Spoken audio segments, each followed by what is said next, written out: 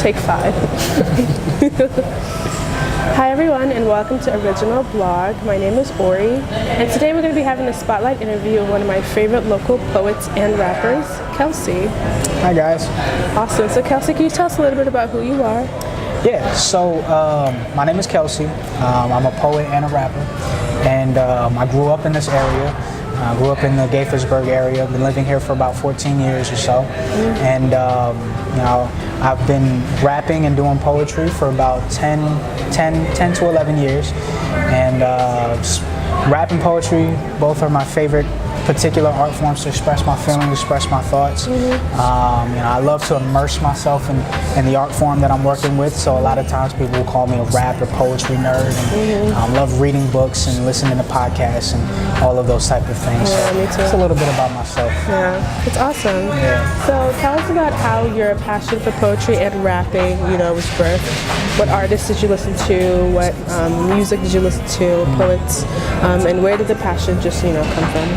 Yeah, so I started rapping first around when I was 10 years old, and at 10 years old I didn't have too much of extreme, thought-provoking content, but it was mainly, me just trying to emulate my favorite rappers like Lil Wayne, Bun B, UGK, some of the more famous, popular rappers on the radio. And I remember listening to a Millie, and I just remember writing a verse to that beat, saying, I got a Millie, I got a Trilly, I got a Billy, a little 10-year-old kid who has no money, talking about how much he has money.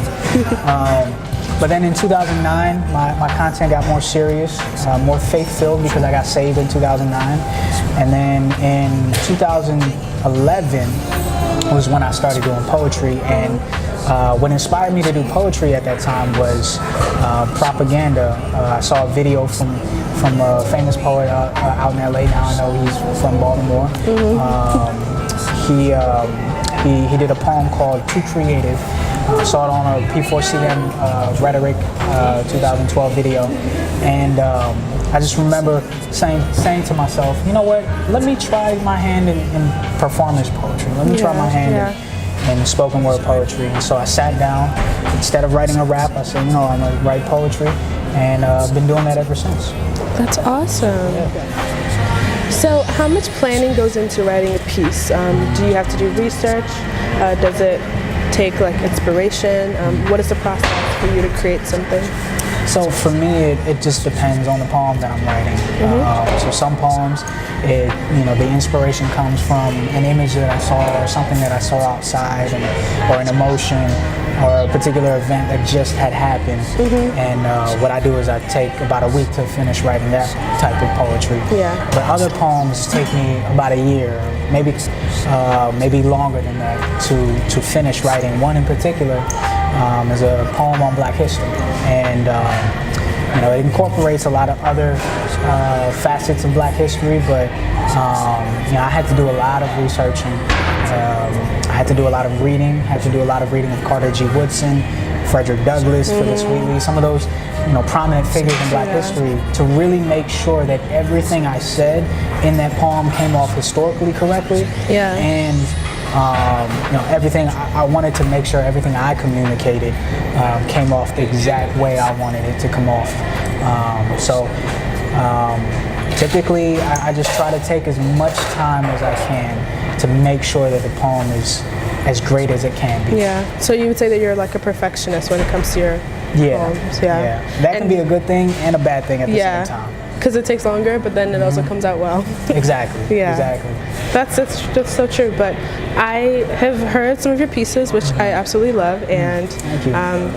I know a topic that we have discussed both privately and publicly a lot is the relationship between social justice issues, especially for African Americans or minority groups in the United States, and how we merge that with our faith, and how we feel that the prominent churches typically kind of ignore social justice issues because it is such a touchy subject, but it's like, this is my life, so we have to discuss it. Exactly. So I would say, speak on what is your opinion about finding balance between being socially aware, but also sticking to the gospel? Well, it's it doesn't have to be a tough balance. Yeah. It can be, I but agree. it doesn't have to be. And the reason why I say that is when you read throughout all of Scripture, you see God's heart for social justice.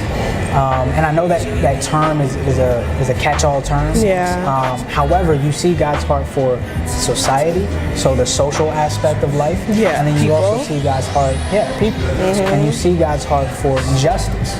You see many of the prophets speak on how God's people will be worshiping Him, but their worship falls on deaf ears because they're not executing justice. Yeah. I'm thinking of Isaiah 1:17, where God rebukes the children of Israel and says, what you need to be doing is you need to seek justice, correct oppression, plead the case of the widow, plead the case of the fatherless. And multiple scriptures speak on that, not just in the Old Testament, but as well as in the New Testament. And so for me, the way I look at it is, Jesus said that we are to love our neighbor as ourselves. Yeah. He said that's the second greatest commandment. Yeah. And loving our neighbor as we love ourselves means both preaching the gospel, but at the same time meeting physical needs. Yeah. And so when we look at Jesus' ministry, He met physical needs by healing the blind, healing the sick, and all of those things. Yeah. And so our physical needs that we see going on today are social. So that might look like being peacemakers amongst police brutality. It might look like advocating for those who can't advocate for themselves, or speaking up about any kind of social issue or injustice. Because injustice, what injustice does is it tells an image bearer of God, you are not worthy, and you're not worthy of just basic human rights. Yeah. And so I believe we love you, but exactly. We love you, but I don't know if I want to, deal with all your of that issues. Social stuff and the issues. And so, to me, faith, preaching the gospel, and social justice work hand in hand. Yeah. Another passage in Scripture that I'm thinking about, and I don't remember the reference, but I know Jesus said, "Let your good works be visible, so that men would praise your Father in heaven." Yeah. I mean, that's what social justice is. It's good works. And it doesn't have to be an affront to our faith. It doesn't have to be this liberal agenda or anything like that. It's gospel. It is a part of the gospel. It's an outworking of our faith. So faith and social justice work hand in hand. Awesome. Great response. Thank you for that. Yep. And moving on to talking back about poetry and creativity, because this is a blog that encourages young creatives to pursue their dreams, and I always encourage you, privately to pursue your dreams. So what advice would you give to other young poets who, are either scared to dive into poetry, or they would rather pursue something that's more traditional and has more of a stable, career path? What is your advice for those students? I got a couple of pieces of advice. One is, I would say, if you're a poet and you are scared to do poetry or do performance poetry, I would say don't allow fear to keep you from walking in your gift. You have a gift in poetry, so obviously you got to use it. Now, I understand stage fright and getting in front of people, and that's always tough. I mean, it was for me. I always got nervous, and I still do get nervous every time I perform. Just natural. But what I do is I think to myself, you know what? This is serving people. And so if I get the chance to serve other people by the words I speak, that's amazing. And I tend to use that nervous energy as excitement and passion to purvey my poetry as best as possible. But also, another piece of advice is research. And I'm not just talking about, history or anything like that, but I'm talking about the art form. Be a student of your craft. That's the main thing. Being a student of your craft.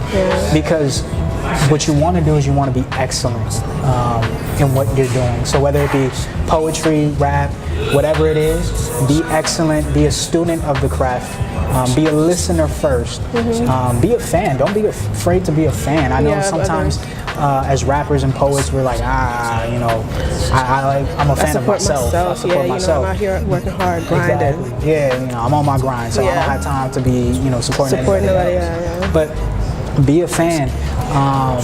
And kind of going into that is stretch yourself by watching poets or rappers that do something that's completely different from you. The reason why I bring that up is because I had a chance to go to a heavy metal concert, which is way out of my element. You at a heavy metal concert? Yeah.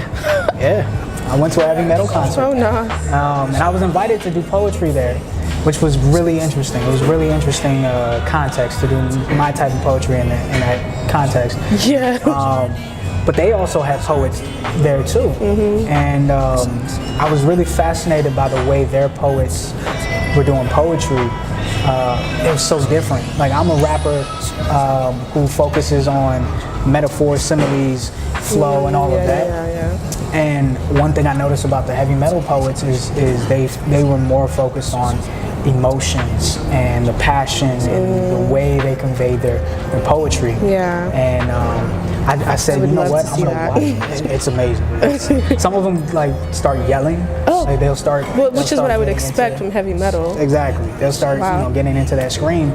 But it kind of helped me realize, okay, I can't just only be about metaphors, similes. Sometimes it goes over people's heads. Exactly. I have to be about purveying this in the best way possible. So that might mean, being a little bit more dramatic in my approach, just depending on the thing. But the reason why I say that is I would have never learned that had I didn't step out of my element. So that's another one that I would say is a piece of advice is, step out of your element, be a student of your craft, and get in front of people, recognize that you're serving people. And have fun with it. That's the main thing. Have fun. Have fun. Because if you're not having fun, what's the point? Then what is the point? He's right. That was really good advice. And you gave them 3 good things. I hope you wrote those down. Remember them. And of course, my last question is, what makes you original? So what makes me original? Besides your awesome beard. Well, my beard is a little scruffy. But I would say what makes me original is that I'm not